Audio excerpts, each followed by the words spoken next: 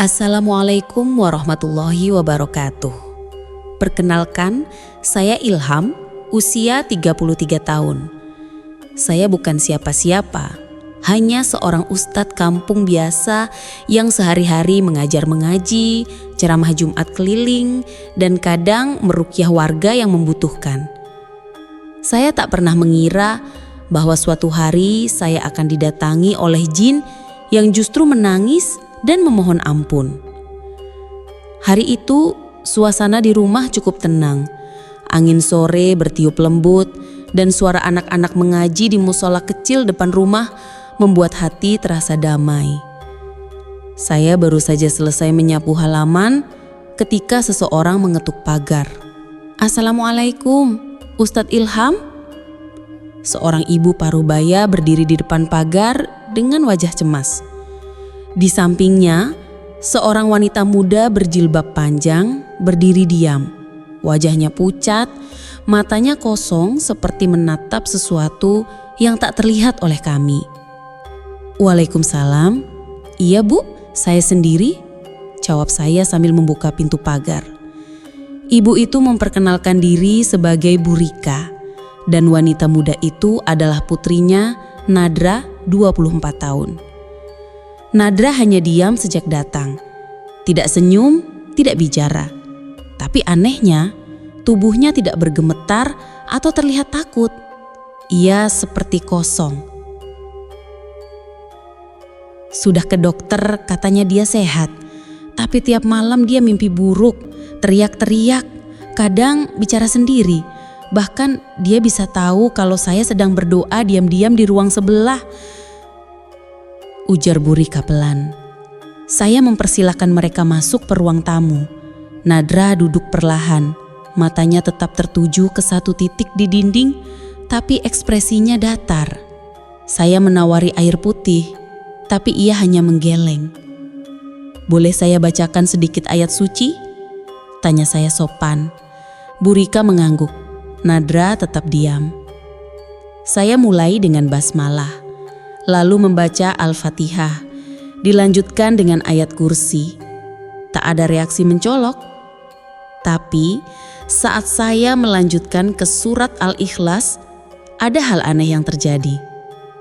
Nadra tersenyum. Samar tapi jelas. Sebuah senyum tipis yang tidak menyenangkan. Seperti seseorang yang sedang mengingat sesuatu yang bukan untuk diingat. Saya berhenti membaca, tapi saat itulah saya mendengarnya. Suara lain, seseorang atau sesuatu juga sedang membaca ayat itu bersamaan dengan saya. Tapi suaranya lebih dalam, berat, dan seperti datang dari belakang dinding. Saya menoleh cepat. Tidak ada siapa-siapa, tapi ruangan mendadak terasa sejuk. Nyaris lembab, seperti baru saja disiram air. Saya kembali melihat ke arah Nadra. Senyumnya sudah hilang, tapi kini air matanya menetes perlahan. "Nadra?" panggil saya pelan. Ia tidak menjawab, tapi tangisnya pelan-pelan mengalir, padahal wajahnya tetap datar. Seolah yang menangis itu bukan dirinya. Saya menghentikan ruqyah hari itu. Setelah mereka pulang, saya duduk diam di ruang tamu. Ada sesuatu yang aneh dengan Nadra. Ia seperti bukan dirasuki, tapi ditemani. Dan yang menemaninya menangis. Dan malam harinya, saya mimpi.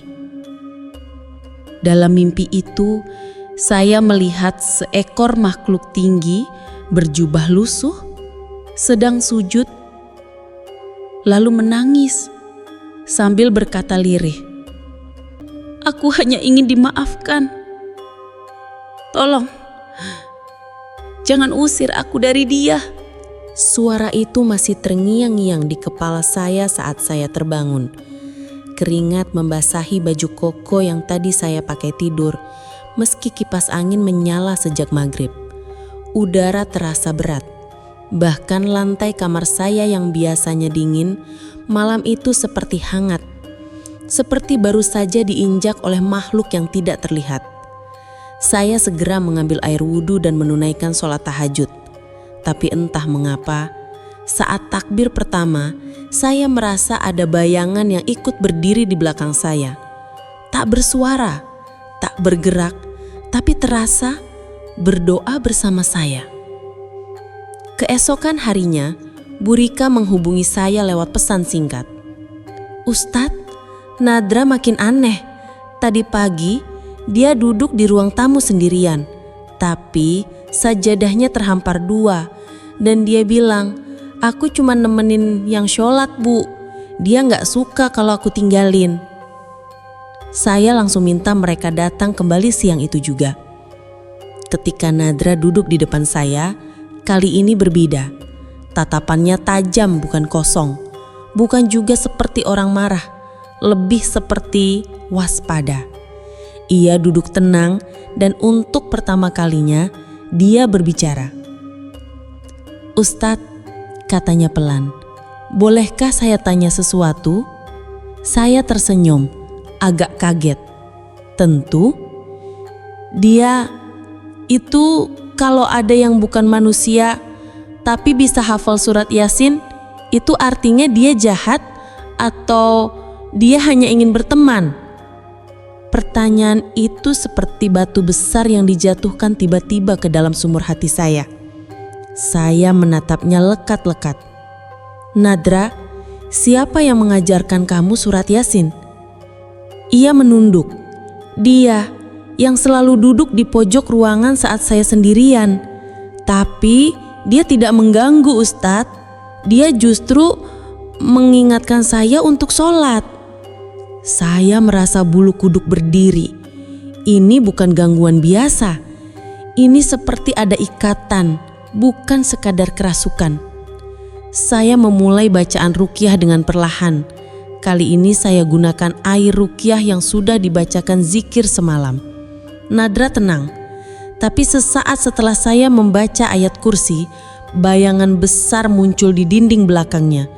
Bukan jelas bentuknya, tapi kegelapannya lebih pekat dari bayangan biasa, dan ia bergetar seiring suara ayat suci. Dan tiba-tiba air mata Nadra menetes lagi, tapi suara itu kembali.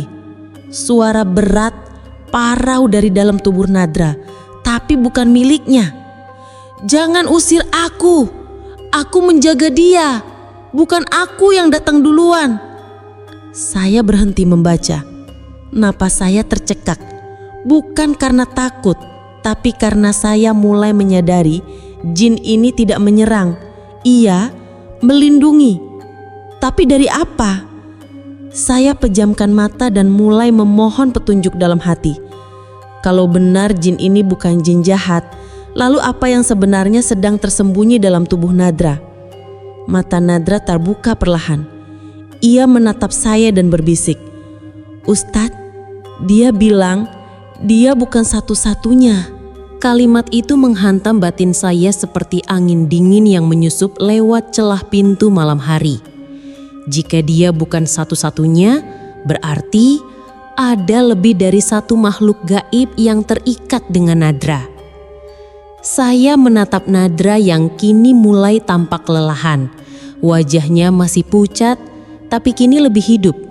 Tatapannya mulai seperti manusia lagi, bukan seperti tubuh yang disetir oleh roh asing.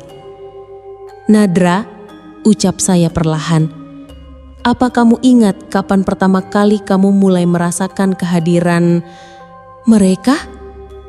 Ia menunduk, bibirnya sempat ragu, tapi akhirnya bergerak juga.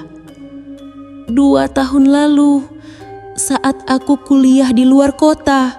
Waktu itu aku sedang patah hati berat.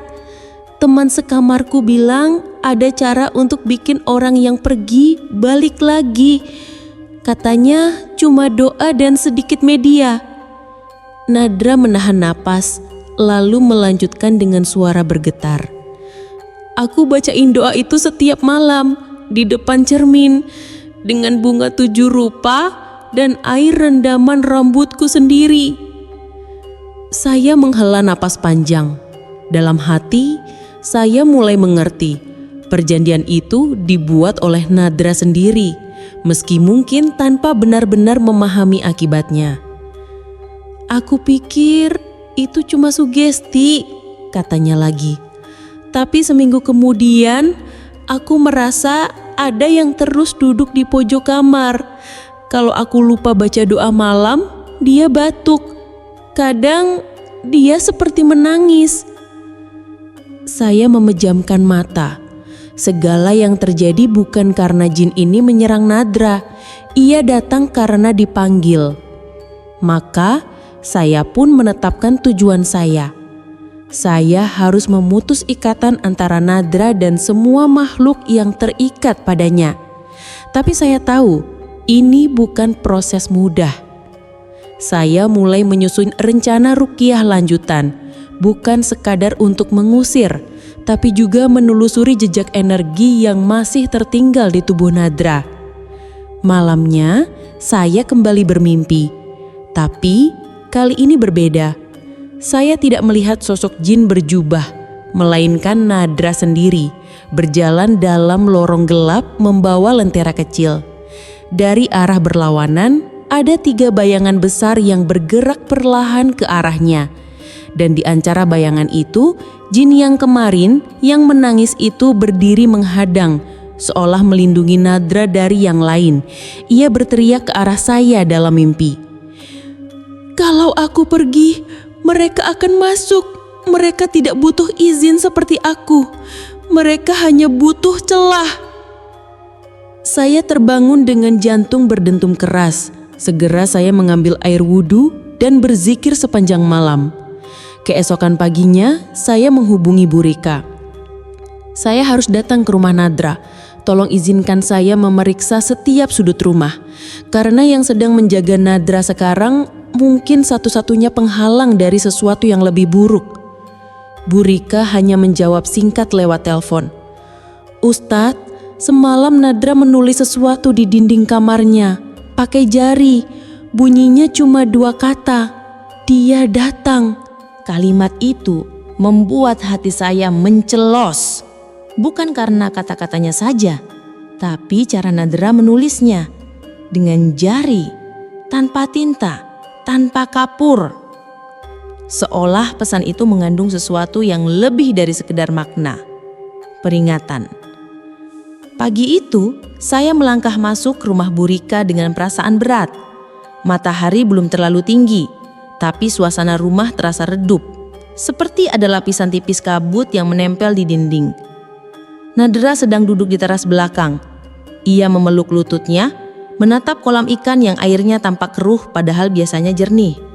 Bu Rika mengantar saya ke dalam kamar Nadra dan menunjuk dinding yang dimaksud. Tulisan itu masih samar, tapi memang ada. 2 kata, seperti tercetak halus oleh jari manusia, tapi bekasnya dingin ketika disentuh. Saya membaca dalam hati. Dia datang.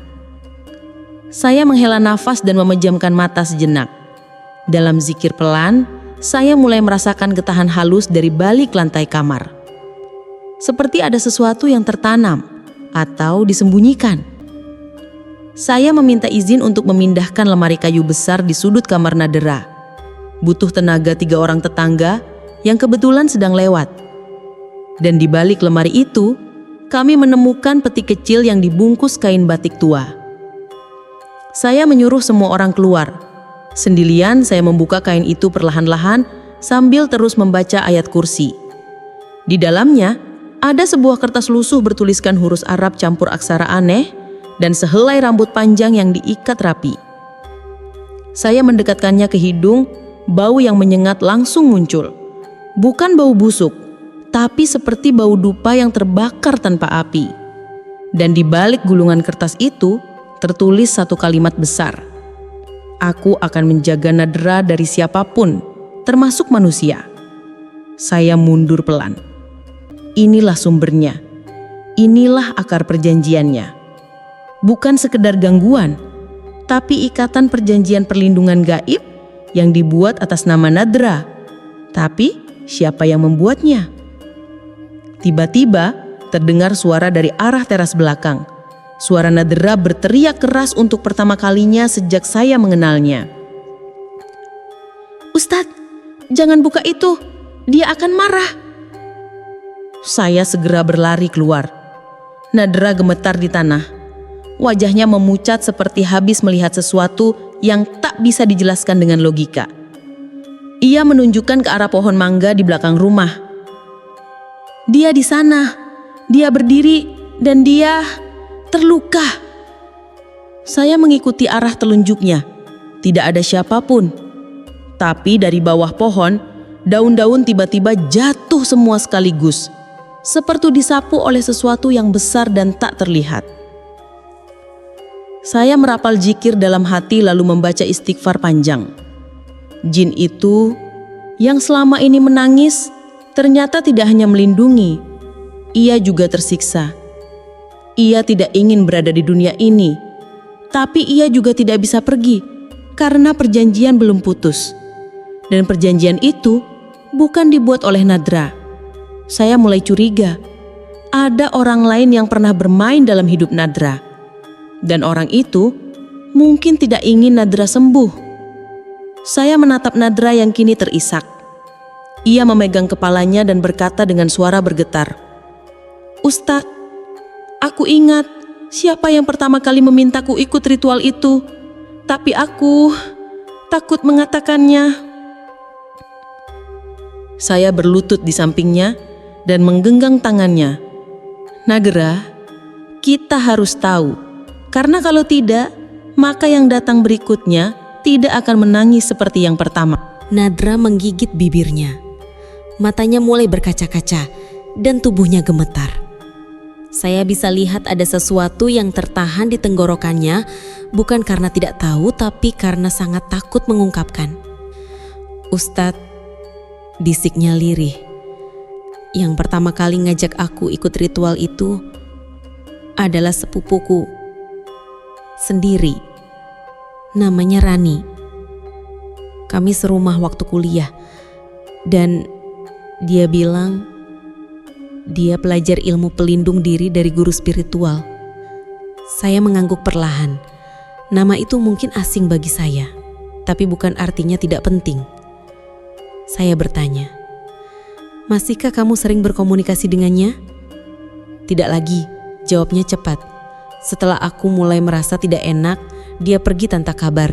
Dan setelah itu mulai datang suara-suara di malam hari, mimpi-mimpi aneh dan sosok itu." Saya tahu arah cerita ini mulai menemukan simpulnya. Tapi mengurai simpul semacam ini bukan perkara mudah. Saya harus memutuskan perjanjian yang bahkan tak pernah dibuat oleh mulut Nadra sendiri. Saya memutuskan melakukan ruqyah lanjutan malam itu juga.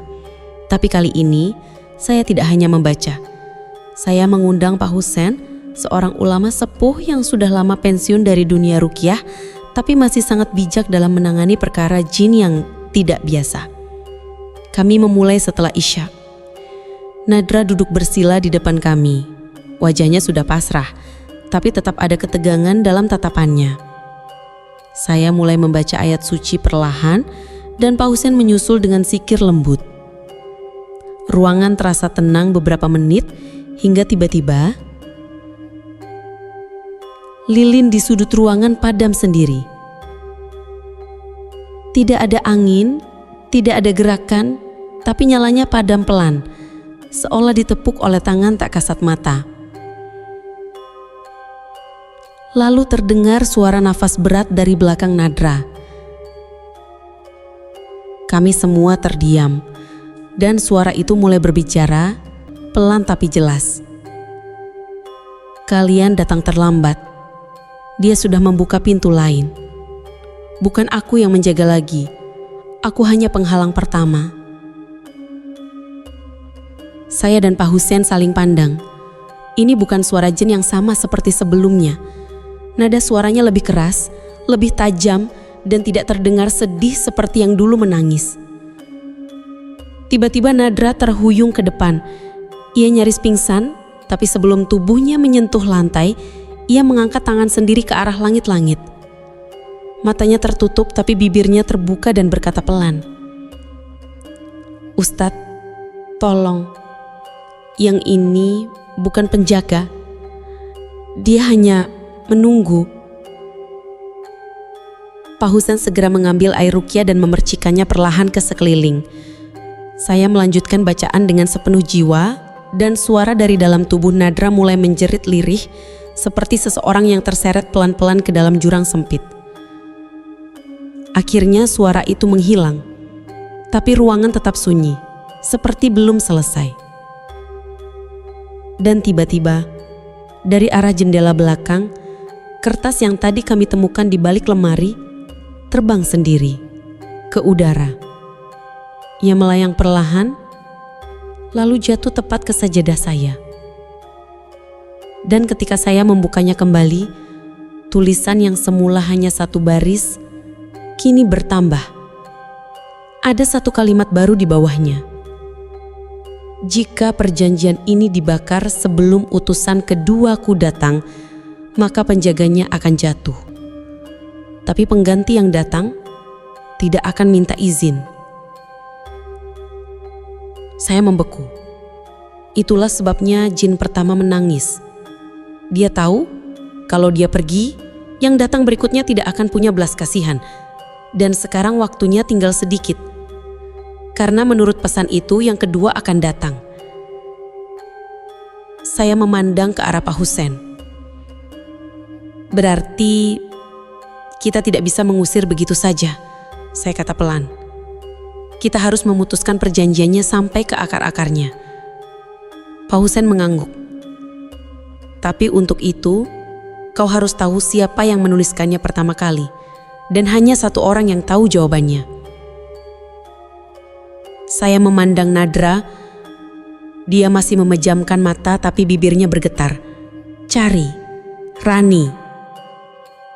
Nama itu kini bergema di kepala saya seperti gema di dalam lorong gelak. Rani, sepupu Nadra, perempuan yang memperkenalkannya pada ritual gaib itu. Perempuan yang sekarang entah di mana. Saya tahu kami sudah mencapai batas. Semua ruqyah yang saya lakukan hanya membuat satu jin pergi, namun membuka ruang bagi yang lain datang. Jika akar nasalahnya tidak dicabut, maka tak akan ada ruqyah yang bisa menyelamatkan Nadra. Saya bertanya pada Bu Rika apakah ia tahu keberadaan Rani. Dengan wajah ragu, ia menjawab, "Rani tinggal di kota tetangga, di rumah neneknya, tapi sudah lama tak pulang ke sini." Saya tidak menunggu lama. Bersama Pak Husen, kami menuju alamat yang diberikan. Perjalanan memakan waktu 2 jam. Rumah itu terlihat tua dan sepi. Terletak di tengah kebun bambu yang tumbuh rimbun. Udara di sekitar rumahnya terasa berbeda, dingin, meskipun matahari bersinar terik. Kami mengetuk pintu, seorang wanita tua keluar dengan langkah pelan. "Saya Ustadz Ilham, Bu, mencari Rani." Perempuan tua itu menatap kami dengan mata sayu. "Rani tidak di sini," katanya pelan. "Sudah 3 bulan dia pergi. Katanya mau menyucikan diri dan sejak itu tidak pernah kembali." Saya dan Pak Husen saling pandang. Tapi saat kami hendak berpamitan, perempuan tua itu berkata, "Tapi dia meninggalkan sesuatu. Katanya hanya boleh dibuka kalau ada ustadz yang datang mencarinya." Ia masuk ke dalam dan kembali membawa sebuah kotak kecil berlapis kain putih. Saya membukanya di depan saksi. Di dalamnya ada secari kertas dan satu benda yang membuat tengkuk saya meremang. Ya, sebuah cincin kecil berukir simbol yang sama persis dengan yang tertulis di gulungan perjanjian Nadra. Kertas itu bertuliskan, "Jika kau menemukan ini, berarti Nadra sudah dalam bahaya. Maafkan aku dulu hanya ikut-ikutan, tapi aku terlalu jauh. Jika ingin menyelamatkannya, bacakan doa di balik surat ini. tapi hanya sekali, dan hanya oleh orang yang tidak pernah memanggil jin seumur hidupnya. Saya membalik surat itu, dan benar, di baliknya tertera doa berbahasa Arab yang tidak biasa. Bukan dari ayat Quran, tapi semacam permohonan pelepasan ikatan yang terdengar seperti ikrar tobat antara dua makhluk dari dua alam. Saya membawa kotak itu kembali ke rumah Nadra. Hari sudah menjelang maghrib. Langit mendung, angin menderu pelan. Tapi yang mengejutkan saya adalah Nadra sudah menunggu saya di depan rumah. Matanya menatap jauh. Ia berkata, "Dia sudah datang, Ustadz, tapi dia tidak masuk. Dia menunggu saat doanya selesai dibaca." Saya tahu ini waktunya. Malam itu kami siapkan ruangan khusus untuk Nadra. Tidak ada siapa-siapa kecuali saya dan Pak Husen. Saya memegang kertas itu dengan tangan gemetar. Takut, bukan karena isi doanya, tapi karena tahu bahwa ini adalah doa terakhir. Kalau ini gagal, kami tak punya lagi cara. Saya menutup mata, memurnikan niat, dan mulai membaca. Doanya singkat, tapi saat kalimat terakhir terucap, semua lilin di rumah padam sekaligus. Pintu berderit pelan terbuka sendiri, dan dari arah luar terdengar langkah kaki, tapi bukan menginjak tanah. Suaranya seperti menapaki air. Nadra tersenyum kecil sambil menatap jendela. Dia berbisik, "Dia pamit." Angin berhembus masuk menyapu sajadah yang terhampar. Dan tepat setelah itu, rumah menjadi sangat hening. Tidak ada jeritan, tidak ada tangisan. Yang tersisa hanyalah ketenangan. Dan satu tetes air yang jatuh dari jendela membentuk bulir bening di lantai. Saya mengambil sapu tangan dan mengusapnya. Tapi anehnya, air itu hangat, seperti air mata. Saya menatap tetesan bening yang masih tersisa di lantai, lalu mendongak perlahan ke arah jendela yang masih terbuka. Angin masuk pelan, membawa aroma samar, bukan bau mistis seperti sebelumnya, tapi lebih seperti wangi bunga melati yang tumbuh di musim hujan. Pak Husen berdiri di samping saya. Ia menepuk bahu saya dengan lembut. "Dia sudah pergi," ucapnya. "Dan kali ini tak ada yang menggantikannya." Saya menoleh ke arah Nadra. Ia duduk bersila dengan tenang seperti seseorang yang baru saja melewati badai besar. Tatapannya bening. Bibirnya melafalkan doa istighfar, pelan dan runtut. "Bagaimana perasaanmu sekarang?" tanya saya pelan. Ia tersenyum kecil. "Seperti bangun dari tidur yang sangat panjang, Ustadz. Dan kali ini saya ingat semuanya." Kami duduk bertiga dalam keheningan. Tak ada suara tangisan, tak ada bayangan di dinding, tak ada embusan angin yang menggigilkan tubuh seperti sebelumnya. Yang tersisa hanya rasa damai yang belum pernah saya rasakan sejak pertama kali bertemu Nadra. Malam itu, saya memutuskan untuk tidak pulang dulu. Saya ingin memastikan bahwa semuanya benar-benar berakhir. Setelah sholat malam bersama, Nadra menceritakan semuanya dengan lebih jelas. "Dulu, aku terlalu ingin dicintai," ujarnya pelan. "Aku merasa tidak cukup baik, tidak cukup cantik, tidak cukup sempurna. Dan saat aku putus harapan, aku menciptakan celah." Air matanya jatuh perlahan. "Tapi yang paling menyakitkan bukan karena jin itu datang, tapi karena aku, manusia, bahkan belum pernah menangis seperti itu di hadapan Allah." Saya menunduk, menahan haru. Kadang kita lupa bahwa jin pun makhluk. Jin pun bisa menyesal. Jin pun bisa menangis. Tapi manusia diberi kehendak, dan kehendak itulah yang harus dipilih dengan penuh kesadaran. Sebelum pulang, saya memberikan Nadra sebuah mushaf kecil dan sebuah catatan doa harian. Mulai sekarang, rawat hatimu sendiri. Jangan biarkan kekosongan mengundang makhluk yang salah. Ia mengangguk mantap. Dan malam itu, saat saya pamit pulang, saya tahu tidak ada yang mengintai dari balik pohon. Tidak ada bayangan di jendela. Tidak ada tangisan gaib.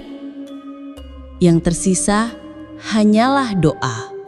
Dan doa itu pula yang akhirnya menuntun kami semua kembali pada kedamaian. Beberapa hari setelah peristiwa itu, hidup Nadra perlahan berubah. Wajahnya tak lagi pucat, matanya tak lagi kosong. Ia mulai kembali mengajar di taman baca dekat masjid. Suaranya kini lembut, namun tegas, seperti seseorang yang sudah mengenal dirinya dengan lebih dalam. Saya pun kembali ke rutinitas biasa, mengajar anak-anak mengaji, memberikan tausiah di masjid, dan tentu saja sesekali meruqyah mereka yang membutuhkan. Tapi ada satu hal yang kini selalu saya ingat setiap kali saya membaca ayat kursi. Tidak semua gangguan datang karena jin jahat, kadang datang karena hati manusia sendiri yang terlalu kosong. Beberapa warga sempat bertanya, "Ustadz, Nadra sudah sembuh?" Saya hanya menjawab, bukan hanya sembuh, ia kembali, tapi bukan seperti dulu. Ia kembali sebagai dirinya yang baru, lebih kuat, lebih sadar, dan lebih taat. Di suatu sore, Nadra datang ke rumah membawa sebuah bingkisan kecil. Isinya adalah sapu tangan putih dengan bordiran kecil bertuliskan, "Tangisan pertama bukan milik jin itu, tapi milik jiwaku yang lupa pulang." Saya menatap Nadra dalam diam. Ia tersenyum. Saya tahu Ustadz tak pernah menuntut apapun. Tapi kalau saya boleh berterima kasih, bukan karena Ustadz mengusir jin, tapi karena Ustadz mengingatkan saya siapa yang harus saya panggil pertama kali. Bukan makhluk, tapi Tuhan. Saya terharu.